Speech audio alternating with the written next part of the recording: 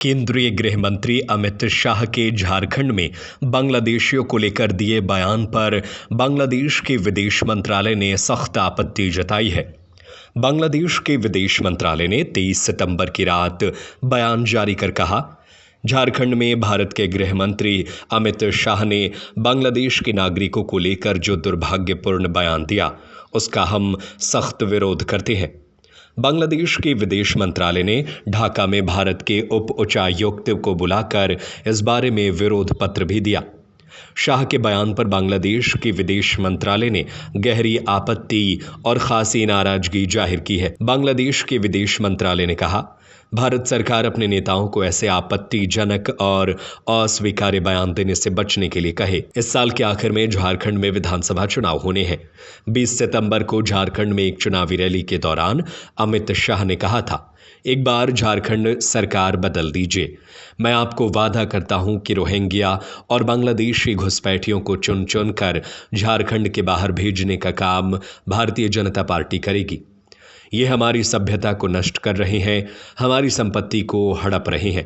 शाह ने कहा था, हमारी बेटियों के साथ अलग अलग प्रकार से नकली शादी रचा रहे हैं, हमारे रोजगार को भी वो लूटने का काम करते हैं। झारखंड के अंदर कोई घुसपैठिए की जगह नहीं है, ये बीजेपी की सरकार ही कर सकती है। शाह ने दावा किया, हमारे झारखंड में जिस प्रकार से घुसपैठ हो रही है, अगर इसी प्रकार से जारी रही तो 25 से 30 साल में घुसपैठिए यहां बहुमत में आ जाएंगे। शाह के बयान के बाद बांग्लादेश के विदेश मंत्रालय ने कहा, जिम्मेदार पदों पर बैठे लोगों की ओर से पड़ोसी देशों के नागरिकों पर की गई ऐसी टिप्पणियों से आपसी सम्मान और समझ की भावना कमजोर पड़ती है। बांग्लादेश के विदेश मंत्रालय की इस टिप्पणी को भारत के पूर्व विदेश सचिव कंवल सिब्बल ने अविवेकपूर्ण बताया है। प्रधानमंत्री मोदी पिछले 3 दिनों से अमेरिका में थे और बांग्लादेश में अंतरिम सरकार के मुखिया मोहम्मद यूनुस भी अमेरिका में ही है, लेकिन दोनों के बीच कोई मुलाकात नहीं हुई। हालांकि पीएम मोदी ने कई विश्व नेताओं से मुलाकात की, लेकिन मोहम्मद यूनुस से नहीं हुई। इसे भी भारत और बांग्लादेश के रिश्तों में आई तल्खी से जोड़ा जा रहा है। हालांकि भारत के विदेश मंत्री एस जयशंकर ने बांग्लादेश के विदेश मंत्रालय के सलाहकार तौहीद हुसैन से मुलाकात की।